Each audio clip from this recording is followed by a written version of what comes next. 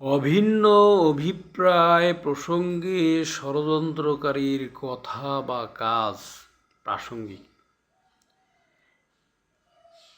শিরোনাম থেকেই আমরা বুঝতে পারি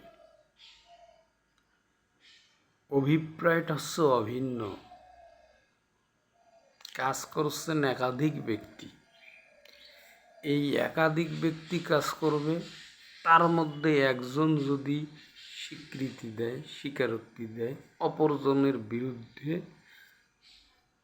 প্রযোজ্য হবে। এই কথাটাই বলা আছে সাক্ষ্য আইনের 10 ধারায়। এটাকে আমরা একটা উদাহরণ দিয়ে আরো সহজে বুঝতে পারব। উদাহরণটা হচ্ছে, 3 জন ব্যক্তি একদিন এক স্থানে বসে একটা আলোচনা করছে। সেই আলোচনার প্রেক্ষিতে ওই 3 জনের একজন অপর 2 জনের একজনকে কিছু উপঢৌকন দিচ্ছে। উদ্দেশ্য কি? ওই 3 জনের একজন হচ্ছেন অপরাধী, যার বিরুদ্ধে অভিযোগ তদন্তাধীন। এখন অপরজন ব্যক্তি যে তদন্ত করতেছেন, সে তাকে অব্যাহতি দিবেন এই মর্মে যে উপঢৌকনটা আরেকজন দিচ্ছে, দেওয়ার সময় বলতেছে ওই কারণে এটা।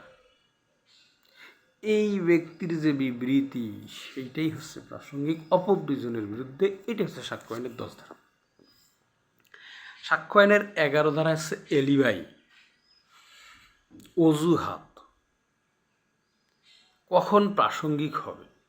যদি বিচার্য বিষয়টার বা প্রাসঙ্গিক বিষয়টার অস্তিত্বকে সঙ্গে অসঙ্গতিপূর্ণ হয়। বিচার্য বিষয়ের সঙ্গে বা প্রাসঙ্গিক বিষয়ের সঙ্গে অসঙ্গতিপূর্ণ হয় ওই সমস্ত উপাদান প্রাসঙ্গিক। আবার বলা আছে যে এই সমস্ত উপাদান অন্য কোনোভাবে প্রাসঙ্গিক নয়,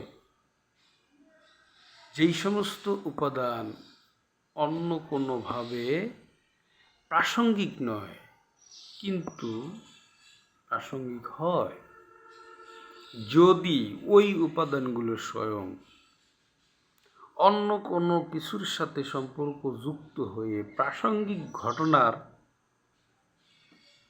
অস্তিত্বকে সম্ভব করে তোলে, অথবা প্রাসঙ্গিক ঘটনার অস্তিত্বহীনতাকে অসম্ভব করে তোলে, তাহলে সেগুলি প্রাসঙ্গিক।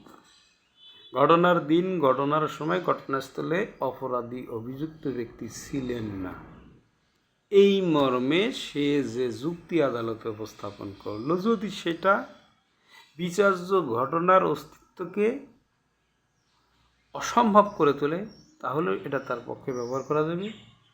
আর যদি সেটা বিচার্য ঘটনার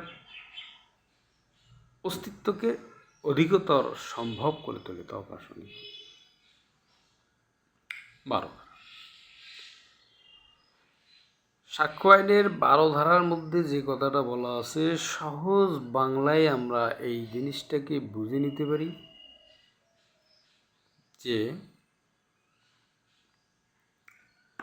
একটা উদাহরণ দিতে হবে। আপনি সব কিছু বলা যায় না, খুব ক্রিটিক্যাল বিষয় তো। ক্ষতিপূরণের বিষয়ে বিজ্ঞ আদালত যে সমস্ত দিক বিবেচনা করে ক্ষতির পরিমাণ নির্ধারণ করবেন, এটা প্রাসঙ্গিক। এতটুকু স্যার। সাক্ষ্য আইনের 13 ধারা,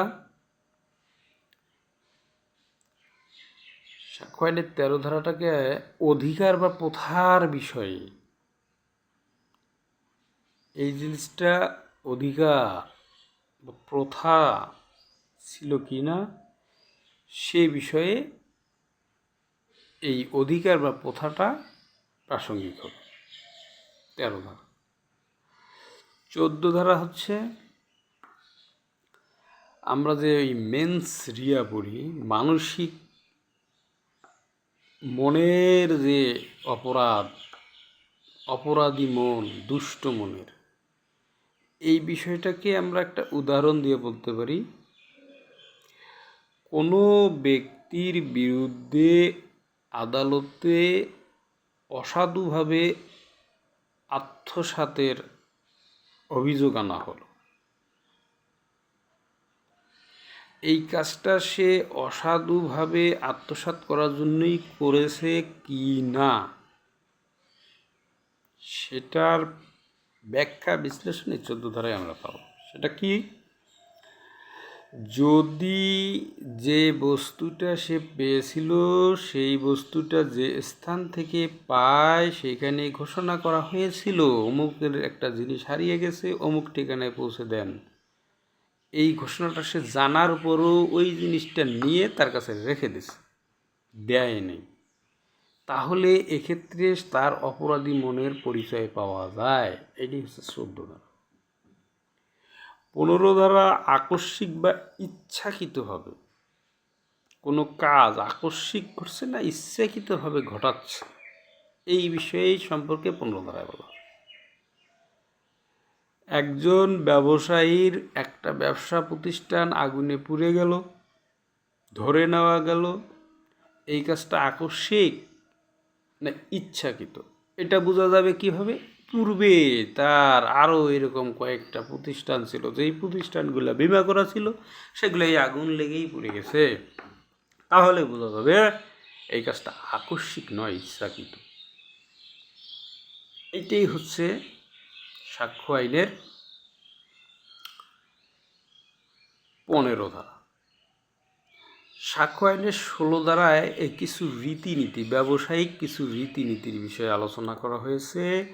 কোনো চিঠি কোনো ব্যক্তির কাছে পাঠানো হবে, এর জন্য রেজিস্ট্রি ডাকযোগে চিঠি পাঠানো হয়েছে, ওই চিঠি আবার পুনরায় ফিরতি ডাকে ফেরত আসে নাই, এতে স্বাভাবিকভাবে ধরে নেওয়া যাবে চিঠিটি প্রকৃত মালিকের কাছেই পৌঁছে গেছে। তার এই প্রেরণের যে প্রক্রিয়াটা, এটা হচ্ছে প্রাসঙ্গিক। এটি হচ্ছে সাক্ষ্য আইনের 16 ধারা। সাক্ষ্য আইনের 17 ধারা হচ্ছে স্বীকৃতি। স্বীকৃতি হচ্ছে মৌখিক বা লিখিত উক্তি, যা বিচার্য বিষয় বা প্রাসঙ্গিক বিষয় সম্পর্কে কোনো সিদ্ধান্তের সূচনা করে। স্বীকৃতি কে কে দিতে পারবে, এটা হচ্ছে 18 থেকে 23 ধারায় উল্লেখ আছে। 18 ধারায় বলা আছে যে মামলার পক্ষ, যার মামলার বিষয়বস্তুতে স্বার্থ আছে, অথবা আদালত যদি মনে করেন যে সে স্বীকৃতি দেওয়ার জন্য ক্ষমতাপ্রাপ্ত, তার স্বীকৃতি গ্রহণযোগ্য হবে। স্বীকৃতি নিজের পক্ষেও যায়, বিপক্ষেও যায়। বিপক্ষে দিলেই গ্রহণযোগ্য, এটাই স্বাভাবিক, পক্ষেও কিছু ব্যতিক্রম সাপেক্ষে স্বীকৃতি গ্রহণযোগ্য। তো আমরা জানলাম 10, 11, 12, 13, 14, 15, 16, 17, 18। এর মধ্যে কোনোটার সম্বন্ধে বুঝতে না পারলে দয়া করে কমেন্টসে জানাবেন। ইনশাআল্লাহ সঠিক ব্যাখ্যা বিশ্লেষণ তুলে ধরার চেষ্টা করা হবে। সকলকে ধন্যবাদ।